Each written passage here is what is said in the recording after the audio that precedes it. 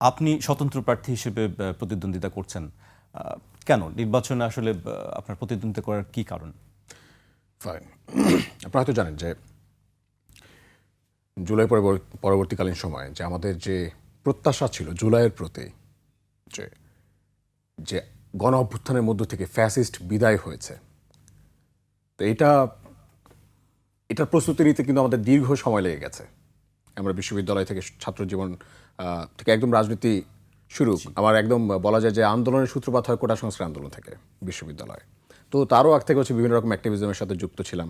National children task ফোর্সের প্রেসিডেন্টের দায়িত্ব পালন করেছি।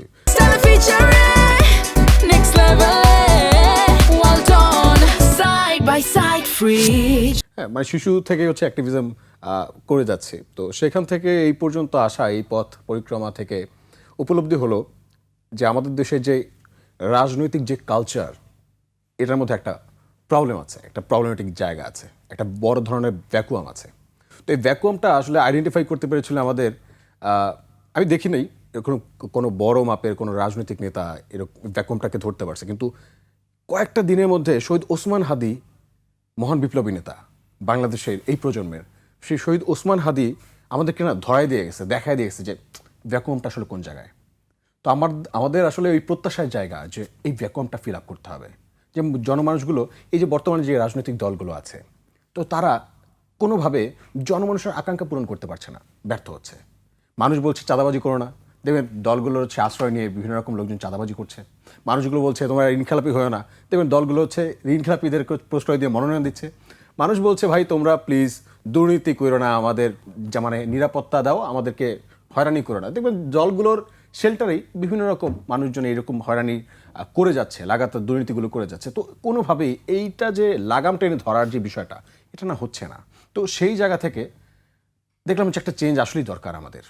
দেখা যায় যে আমাদের যে রাজনৈতিক ফর্মেটগুলো আছে, যে দলগুলো বাংলাদেশে অ্যাক্টিভ আছে, এই দলগুলো সামহাও মনে হয় যে ভিন দেশ থেকে ভাড়া করে আনা ফর্মেট, তো যার কারণে সামহাও আমাদের দেশে ভালোভাবে এটা এটা মানে প্রপারলি মানে অ্যাক্টিভ হচ্ছে না, যার কারণে আমাদের মনে হয় যে ভেরি সিম্পল, আপনি দেখেন সবাইকে কি আপনার কাছে মনে হচ্ছে যে ভিন দেশ থেকে বা ভিন গ্রহ থেকে ভাড়া করে আনা হয়েছে, এরকম মনে হচ্ছে সবাইকে? আমার কাছে এটা বিশ্বাস করে, সত্যি কথা বিশ্বাস করেন, আমার কাছে এটাই মনে হচ্ছে, মানে একদম মন থেকে বলছি, বিশ্বাস করেন, মানে হিসাব নিকেশ করে বলছি। কারণ ধরেন আপনার যে শরীরের যে জামাটা, সেটা যদি আপনি আমাকে পরতে দেন, ঠাস করে ফেটে যাবে, কারণ আমি একটু হেলদি। তো এখন এই যে ধরেন আপনার উপরে, মানে আমার উপরে আপনার জামাটা জোর করে পরিয়ে দেওয়ার যে চেষ্টা, যেটা আমার না সেটা আমার উপরে মানে সেটা জোর করে পরিয়ে দেওয়ার চেষ্টা, সেই যে প্রচেষ্টা, এই কারণে রাজনৈতিক প্রেক্ষাপটের দিক থেকে বাংলাদেশের বিভিন্ন জায়গা থেকে এরকম জামা ফেটে যাওয়ার মতো জনমানুষের মধ্যে থেকে যে আকাঙ্ক্ষার জায়গা, সেটাও ফেটে যাচ্ছে।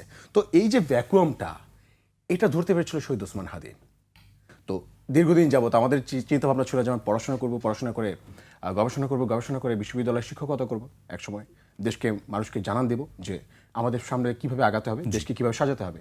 সেই জায়গা থেকে দেখলাম যখন যে না, হাল ছেড়ে দিতে হলো তখনই যখন শহীদ ওসমান হাদি তিনি যখন শহীদ হলেন, এবং আমাদের বাংলাদেশের যে দলগুলো তারা কোনো রকম সেই জানমালের নিরাপত্তা ইনশিওর করার জন্য যেই অ্যাক্টিভিটিসটা করার দরকার ছিল, যে সংগ্রামটা করার দরকার ছিল, সেই সংগ্রামটা না করে তারা স্কিপ করে চলে গেল, তখন আসলে একটা প্রচণ্ড হতাশার জায়গা থেকে মনে হলো যে না, আমাদের আসলে কন্ট্রিবিউট করার অনেক জায়গা আছে। যেটা আমরা বলি যে না, স্কিপ করে দিই, ছেড়ে দিই, সবাই তো আছে, এই যে ছেড়ে দেওয়ার মানসিকতা আমাদের মধ্যে তৈরি হয়ে গেছে, এটাকে আমরা বাদ দিতে